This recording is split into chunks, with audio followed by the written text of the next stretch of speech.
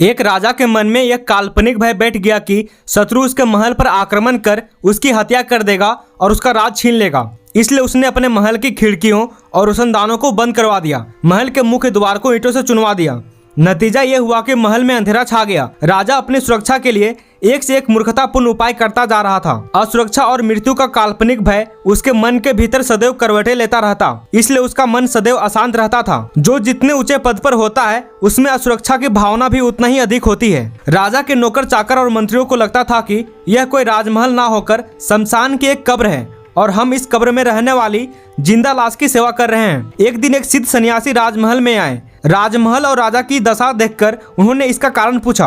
राजा ने कहा, महाराज मुझे सदा मृत्यु का भय रहता है। सन्यासी ने कहा, आपकी सोच नकारात्मक है। मृत्यु एक सत्य है। जीवन के साथ मृत्यु से पहले ही जुड़ जाता है। जो जन्मा है वो मरेगा ही। मनुष्य चाहे अपने को कितना भी सुरक्षित कर ले फिर भी मृत्यु अवश्य होगा। सृष्टि की रचना करने वाले पितामह ब्रह्मा भी अपनी आयु समाप्त होने पर नहीं रहते, क्योंकि वे भगवान विष्णु के नाभि कमल से उत्पन्न हुए हैं। अतः महाप्रलय में वो भी भगवान विष्णु के शरीर में विलीन हो जाते हैं। अतः सहसा को अपनाएं। वीर पुरुषों की मृत्यु तो जीवन में केवल एक बार ही होती है, परंतु कायर की मृत्यु वो हर क्षण ही होता है।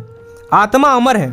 गीता कहती है, जो इस आत्मा को मारने वाला समझता है तथा जो उसको मरा मानता है वे दोनों ही नहीं जानते, क्योंकि ये आत्मा वास्तव में न तो किसी को मारता है और न किसी के द्वारा मारा जाता है। आगे फिर गीता में भगवान श्री कृष्ण कहते हैं, जिस प्रकार मनुष्य पुराने वस्त्रों को त्याग कर दूसरे नए वस्त्रों को ग्रहण करता है, उसी प्रकार जीवात्मा पुराने शरीर को त्याग कर दूसरे नए शरीर को प्राप्त होता है। मृत्यु एक सरिता है जिसमें श्रम से कतार जीव नहाकर फिर न्यूतन धारण करता है, कया रूपी वस्त्र बहाकर। यह सुनकर राजा के मन में शांति आ गई और उसका मृत्यु भय दूर हो गया। हम सभी जानते हैं कि मृत्यु एक सत्य है। जीवन में सब कुछ प्राप्त कर लेने के बाद भी मृत्यु के बाद मनुष्य के साथ केवल सूखी लकड़ी ही साथ चलती है। कबीर कहते हैं, प्राण राम जब निकसन लागे, उलट गई दो नैन पुतरिया, भीतर से जब बाहर लाए, छूट गई सब महल अटरिया। चार जने मिली खाट उठाइन, रोवत ले चले डगर डगरिया, कहीं कबीर सुनो भाई साध हो, संग चली एक सूखी लकड़िया।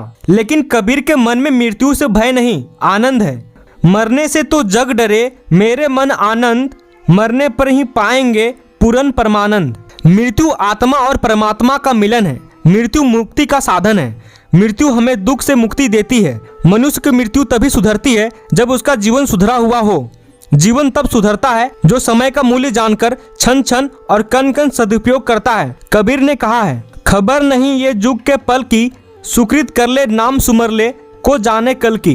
मृत्यु परमात्मा को बीते हुए जीवन का हिसाब देने का पवित्र दिन है। यह मानव जीवन की अंतिम परीक्षा है। मनुष्य को जीवन भर धीरे धीरे अपनी मृत्यु की तैयारी करनी चाहिए, लेकिन मनुष्य अपने जीवन में सभी कार्यों, बच्चे के जन्म की, शिक्षा की, विवाह की तैयारी करता है, परंतु मरने की तैयारी नहीं करता है। इसी कारण अंतकाल निकट जानकर वह घबराता है कि भगवान पूछेंगे, मैंने तुम्हें आंखें दी, वाणी दी, कान दिए, तन और मन दिए, तुमने उनका क्या उपयोग किया? मृत्यु को सुधारना है तो प्रति क्षण अपनी आंख का, वाणी का, हाथ पैर का, धन का सदुपयोग करना चाहिए। इनका सदुपयोग कैसे किया जाए? भगवान श्री कृष्ण ने गीता में कहा है, मुझ में मन लगा दो, मुझ में ही बुद्धि लगा दो, ऐसा करने से मुझ में ही निवास करोगे, अर्थात मुझको ही प्राप्त हो जाओगे। इसमें कुछ संशय नहीं है। काम का नाश करके भक्ति और प्रेममय जीवन जो जीता है वह काल पर भी विजय प्राप्त कर लेता है और उसका मृत्यु भय छूट जाता है। मरते मरते जग मुआ, मरनी न जाना कोई,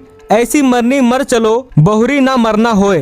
यदि आप भी सनातन धर्म के बारे में धार्मिक कथा, कहानी, महाभारत, रामायण, पुराण, धर्म ग्रंथ के रहस्यों को जानने में रुचि रखते हो तो हमारा चैनल लर्न सनातन को सब्सक्राइब करके बेल आइकन पर क्लिक कर लें। जय श्री राम।